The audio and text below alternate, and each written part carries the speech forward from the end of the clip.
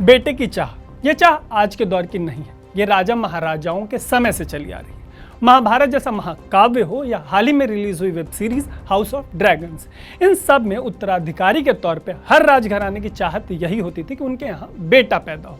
सदियों पुरानी ये मानसिकता आज भी लोगों के दिमाग में घर किए हुए है। हालांकि प्यू रिसर्च सेंटर के एक रिसर्च की माने तो भारत में अब ये बदल रहा है। इस रिसर्च में ये बात निकलकर सामने आई है कि सन बायस यानी बेटे की चाह में कमी आई है। आइए आपको इस रिसर्च के बारे में डिटेल से बताते हैं। रिसर्च में एक टर्म यूज किया गया है मिसिंग गर्ल्स। 2010 में मिसिंग गर्ल्स की संख्या 4,80,000 थी। 2019 में घटकर ये 4,10,000 हो गई है। अब आपका एक सवाल ये हो सकता है कि मिसिंग गर्ल्स का मतलब क्या है। मिसिंग गर्ल्स का मतलब है फीमेल सेलेक्टिव अबॉर्शन, यानी ये पता लगने के बाद कि बेटी होने वाली है उसे पैदा होने से पहले ही मार देना। प्यू रिसर्च के डेटा के मुताबिक भारत में इस तरीके के मामलों में कमी आई है।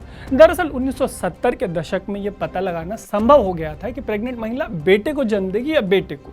इसके बाद बेटी का पता लगते ही अबॉर्शन करा देने का ट्रेंड चल पड़ा था। प्यू रिसर्च की लेटेस्ट रिपोर्ट में कई बड़ी बातें निकलकर सामने आई हैं, जैसे कि जेंडर इम्बैलेंस के मामले में सिख समुदाय में काफी सुधार हुआ है। आपको जानकर हैरानी होगी कि मेल फीमेल रेशियो सिर्फ इंडिया में इम्बैलेंस नहीं है। अगर दुनिया की बात करें तो 100 फीमेल बेबीज पर 105 मेल बेबीज हैं। 1950 और 1960 के दशक में भारत में भी लगभग यही हाल था। हालांकि इसके बाद आई अल्ट्रासाउंड की तकनीक ने काम खराब कर दिया। भारत में 1971 में अबॉर्शन को लीगलाइज किया गया।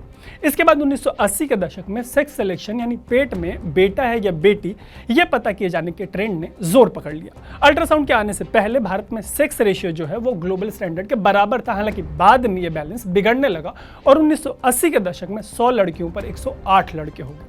वहीं 1990 के दशक में 100 लड़कियों पर 110 लड़के हो गए। हालांकि बाद में इसमें सुधार आया। 2011 की जनगणना के मुताबिक 100 लड़कियों पर 111 लड़के थे, लेकिन 2015-16 के नेशनल फैमिली हेल्थ सर्वे में लड़कों की संख्या 109 पर आ गई। 2019 से 21 वाले इस सर्वे में यह संख्या 108 पर आ गई।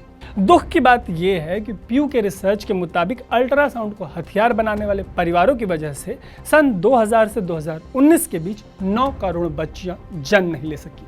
सेक्स रेशियो के मामले में सबसे बुरा हाल सिख समुदाय का रहा है। 2001 की जनगणना के मुताबिक इस समुदाय में तब 130 लड़कों पर 100 लड़कियां थी।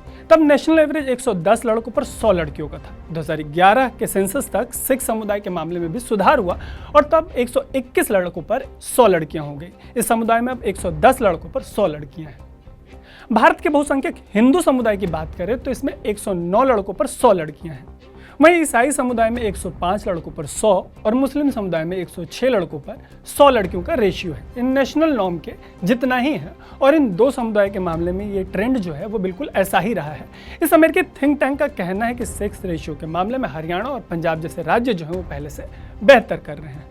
प्यू रिसर्च की इस रिपोर्ट का नाम है India sex ratio at birth begins to normalise, माने भारत में जन्म के समय सेक्स रेशियो जो है वो नॉर्मलाइज होना शुरू हो गया है। बाकी इस रिपोर्ट की जो लिंक है वो लिंक हम आपको इस स्टोरी के डिस्क्रिप्शन में दे रहे हैं ताकि आप तसल्ली से इसकी बाकी की डिटेल्स पढ़ सके। ऐसे ही रिसर्च बेस्ड रिपोर्ट्स के लिए देखते रहें अनकट। मेरा नाम है तारू।